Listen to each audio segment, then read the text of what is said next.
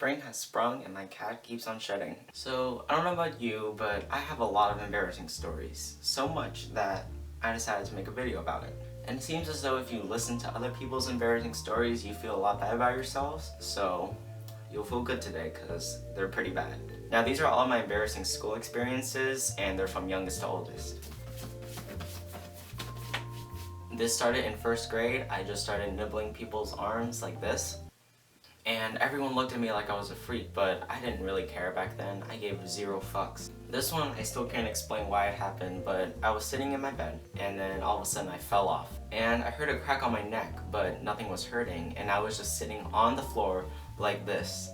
And I started screaming like, Mom, Mom, come help me. And I don't really know what I had, but I had to go to a chiropractor for around 1 month. So I would come into school with this cast around my neck like this, and I would literally have to take tests and walk around in school like this. There's nothing more weirder or embarrassing than that. In 3rd grade, I had a crush on a girl named Marissa. This was before my gay era. And she was really nice and she liked me back. So we would just be really good friends during class. And on Valentine's Day, we were creating cards for people, so I was creating one for Marissa. And this guy named Cyrus at the time, he got the idea to scream out, "Frederic likes Marissa," in front of the whole class. I literally started breaking down. I put my head under the desk and I started sobbing.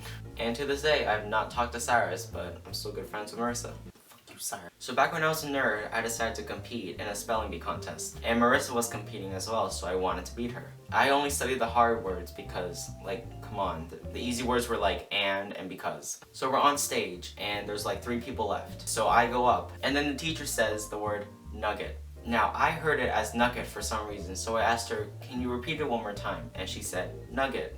Once again, I heard nugget. I'm just legally deaf. And I don't know why I didn't ask for a definition, but I just went with it and I said, K-N-U-C-K-E-T. What word is that? That's not in the dictionary. So she said, I'm sorry, that is incorrect. And once again, like a crybaby, I broke down. During my nerdiness, I drew a lot. And I was drawing this dragon on the cover of a book, and it was actually really good. So I decided to draw during class, and then this guy named Anthony, he had a water bottle on the desk, and then he jumped onto the desk, spilled the water bottle all over my drawing. Now, guess what happened?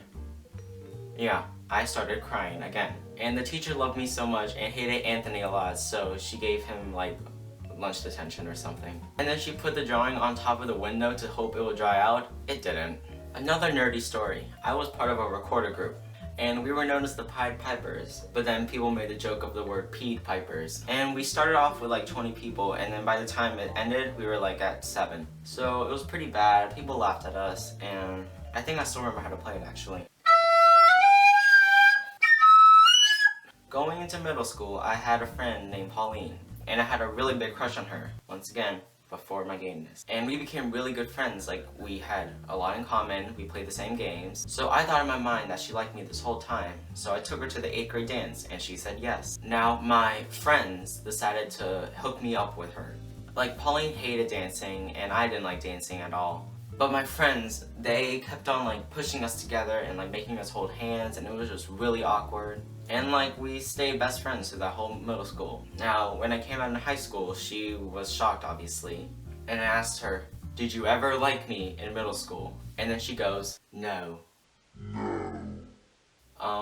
No? Like, I know I would have never dated her anyways because I'm gay, but like still, I went for her for 3 years straight and she never liked me at all. And apparently she never even knew. Like, on Valentine's Day, I would give her a red rose, which meant love, and we were always the first person paired up with each other on the mathematics list. So I don't know how she didn't see it. And this last one is probably the most embarrassing. And this last one is for my friends at school. Yeah, you, I see you.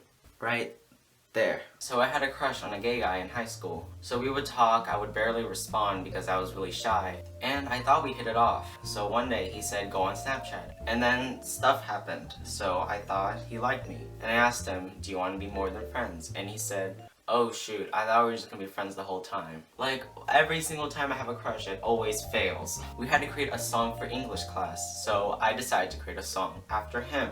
So now that I have been physically and emotionally embarrassed, make me feel better by putting one of your embarrassing stories in the comment section below. And if you enjoyed, please give this video a like or subscribe. Alright, I'll see you guys later. Bye. And I completely missed the camera.